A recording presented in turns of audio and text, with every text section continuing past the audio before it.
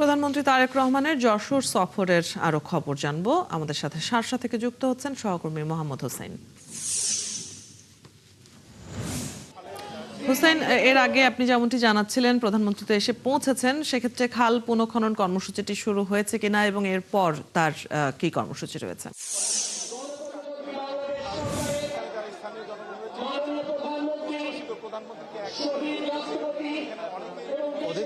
প্রধানমন্ত্রী তারেক রহমান পৌনে 12টার একটু আগে এই উলসি খাল খনন কর্মসূচির যে স্টল রয়েছে সেখানে তিনি এসে পৌঁছেছেন। পৌঁছে তিনি প্রথমেই একটি ফলক উন্মোচন করেছেন এই খালটি পুনঃখননের।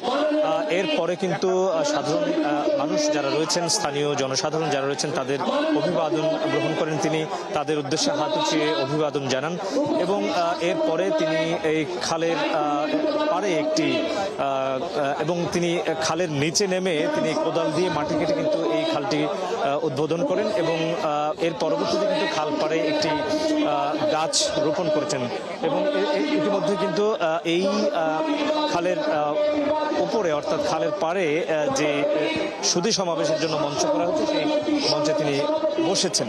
আপনি জানেন যে এই খালটিকে জিয়া খাল নামেই এই খালটিকে ডাকা হয়, কারণ আজ থেকে 5 দশক আগে 1976 সালে তৎকালীন রাষ্ট্রপতি জিয়াউর রহমান এই খাল খননে এসেছিলেন এবং এই খাল খনন কর্মসূচির মধ্য দিয়ে কিন্তু সারা দেশে একটি বিপ্লব ঘটিয়েছিলেন তিনি এবং স্বেচ্ছাশ্রমে এখানকার সাধারণ মানুষকে সাথে নিয়ে স্বেচ্ছাশ্রমে এই কর্মসূচি শুরু করেছিলেন, যেটি প্রজন্ম থেকে প্রজন্ম সেই নিদর্শন হয়ে রয়েছে, দৃষ্টান্ত হয়ে রয়েছে।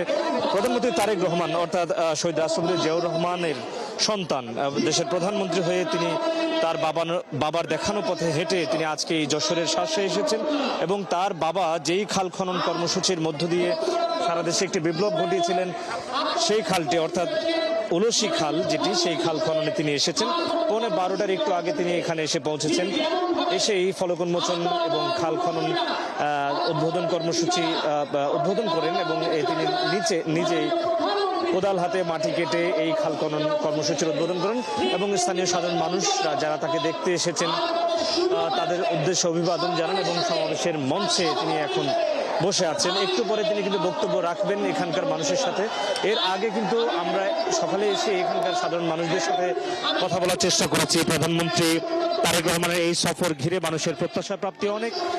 তারা বলেছেন যে আজ থেকে 50 বছর আগে রাষ্ট্রপতি জিয়াউর রহমান এই খাল খননে এসেছিলেন এবং সাধারণ মানুষকে সাথে নিয়ে স্বেচ্ছাশ্রমে এই খালটি খনন করেছেন।